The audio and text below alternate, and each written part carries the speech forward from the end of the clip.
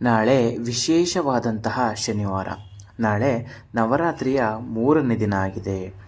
ನವರಾತ್ರಿ ಹಬ್ಬದ 3ನೇ ದಿನ ಚಂದ್ರಘಂಟ ದೇವಿಯನ್ನು ಪೂಜಿಸುವ ದಿನವಾಗಿರುತ್ತದೆ. ಈ ದಿನದಂದು ಚಂದ್ರಘಂಟ ದೇವಿಯನ್ನು ಪೂಜಿಸುವುದರೊಂದಿಗೆ ಆಕೆಯ ಮಂತ್ರಗಳನ್ನು ಪಠಿಸಲಾಗ್ತದೆ. ನಾಳೆಯಿಂದ ಈ 4 ರಾಶಿಯವರಿಗೆ ಶನಿದೇವನ ಕೃಪೆಯಿಂದ ರಾಜಯೋಗ ಅನ್ನುವುದು ಶುರುವಾಗ್ತಾ ಇದೆ.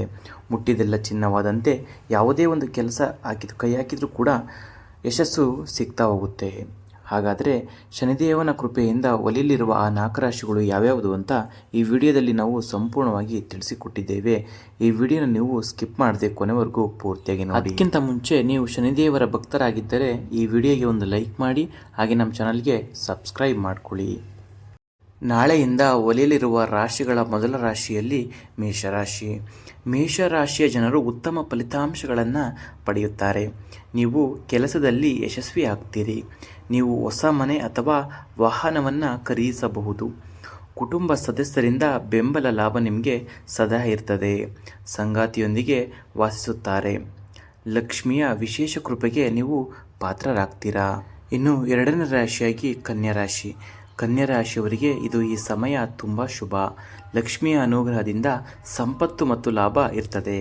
ಇದರಿಂದಾಗಿ ಆರ್ಥಿಕ ಭಾಗವು ಬಲವಾಗಿರ್ತದೆ. ನೀವು ವೈವಾಹಿಕ ಜೀವನದಲ್ಲಿ ಸಂತೋಷವನ್ನು ಅನುಭವಿಸ್ತಾ ಹೋಗ್ತೀರಾ. ಇನ್ನು 3ನೇ ರಾಶಿಯಾಗಿ ಸಿಂಹರಾಶಿ. ಸಿಂಹರಾಶಿ ಚಕ್ರ ಜನರು ಆರ್ಥಿಕವಾಗಿ ಸದೃಢರಾಗ್ತಾರೆ. ಹೊಸ ಕೆಲಸವನ್ನು ಪ್ರಾರಂಭಿಸಲು ಇದು ಉತ್ತಮ ಸಮಯ ಅಂತಲೇ ಹೇಳ್ಬೋದು. ಉದ್ಯೋಗ ಮತ್ತು ವ್ಯಾಪಾರದಲ್ಲಿ ಪ್ರಗತಿಗೆ ಅವಕಾಶಗಳಿವೆ. ಈ ಬಾರಿ ವಿದ್ಯಾರ್ಥಿಗಳಿಗೆ ಹೆಚ್ಚು ಅನುಕೂಲಕರವಾಗಿದೆ.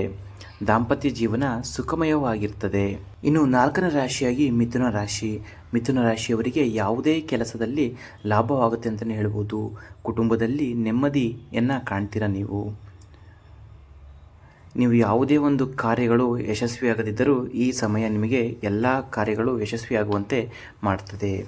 ಈ 4 ರಾಶಿಗಳಲ್ಲಿ ನಿಮ್ಮ ರಾಶಿ ಇದ್ದರೂ ಇಲ್ಲದೇ ಇದ್ದರೂ ಜೈ ಶನಿದೇವ ಎಂದು ಕಮೆಂಟ್ ಮಾಡಿ. ಈ ವಿಡಿಯೋನ ಶೇರ್ ಮಾಡಿ. ಧನ್ಯವಾದಗಳು.